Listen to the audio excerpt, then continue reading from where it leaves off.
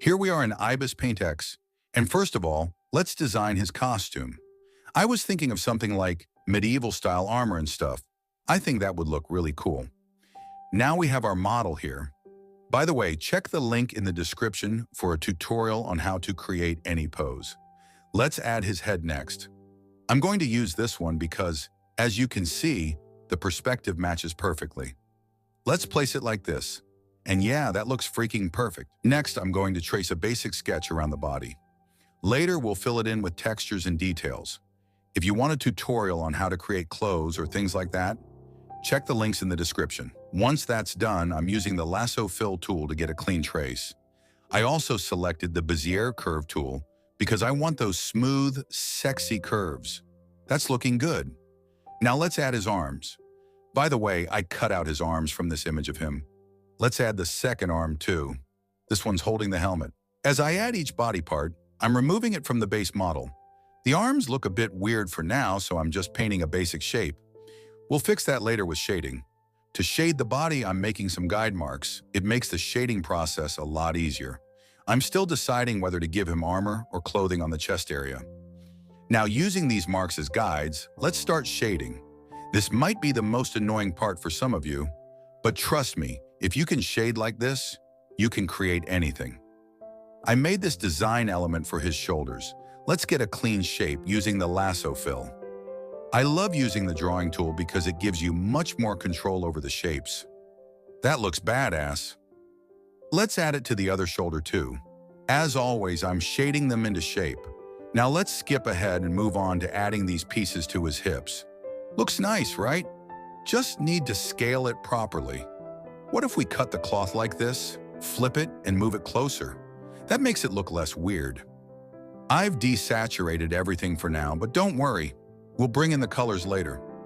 Next, let's add the legs, just like this. I'm really happy the perspective matches so well. Let's add the left leg too. Now that's done, I was thinking, let's select this area and desaturate it using hue and saturation. Okay, I get it. I'm making everything look black and white. So let's start adding some color back into it. That looks nice. Yes, that's perfect. Now just a bit of adjustment on the rest of the sliders and we're done. Now let's paint the same color onto this cloth. For that, I'm creating a new layer and changing its blending mode to multiply. Select the color like this, use a hard edge brush, and start painting. That doesn't look nice. Let's change the blending mode. I think overlay looks fine for this. Now let me finish painting it completely and I'll be back in a few seconds. A few moments later. Now look at that beauty, but the bottom portion looks neat while the top portion feels a bit weak. We'll fix that, but first let's paint some shadows here and blend them in.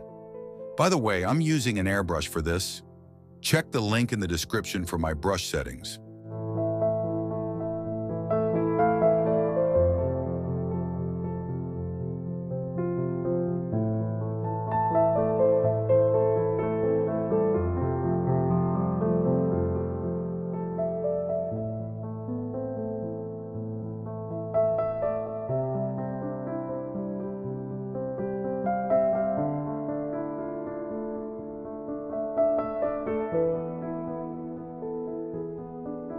Now let's fix the top portion.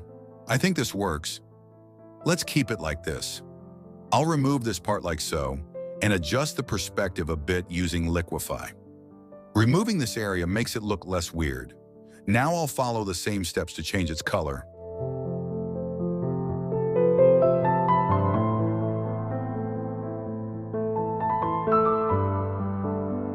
And it's done. For the chest area, I'm going to add this image. I think it looks fine for now, but we'll change its color later. Let's blend it in by painting some shadows underneath it.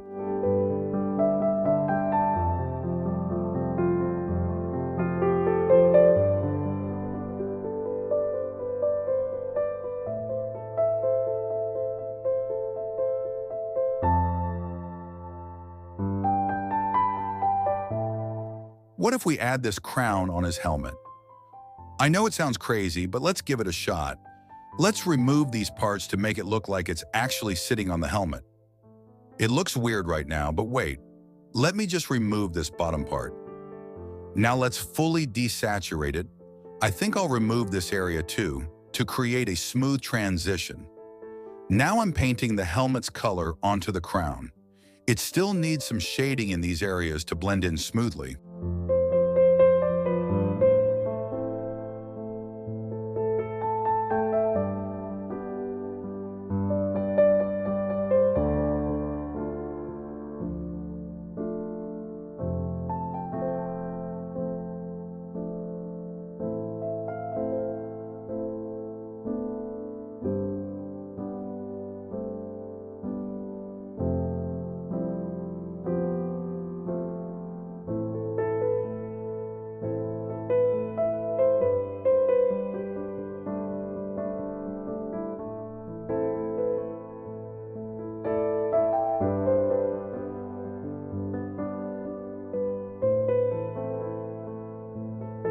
Now let's cut the flag out like this and bring it all the way up.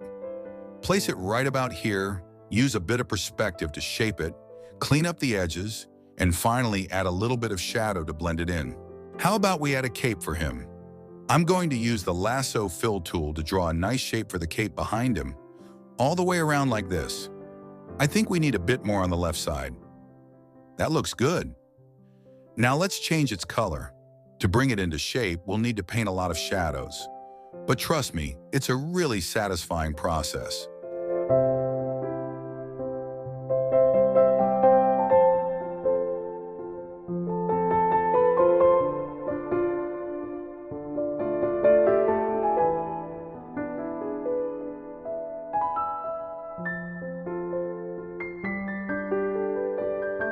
Let's add some metal texture to his shoulder piece and warp it into shape like this.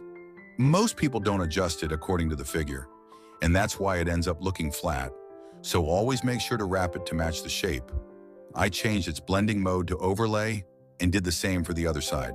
And that's it, guys. I think we're done with the character design. Now all we need is a badass environment to place him in.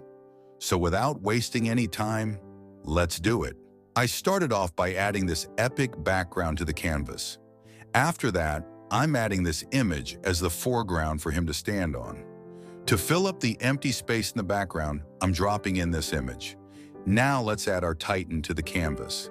To give it a bit more depth, I'm adding this rock image with a blur effect. And now we're all set to blend everything together. And here is the final image. Personally, I'm not happy with how this edit turned out. It really doesn't look good to me. Lately, I haven't been feeling very confident about creating content, and I'm honestly not sure if I'll continue making editing videos. Still, let's hope for the best. Let me know what you think of this edit in the comments.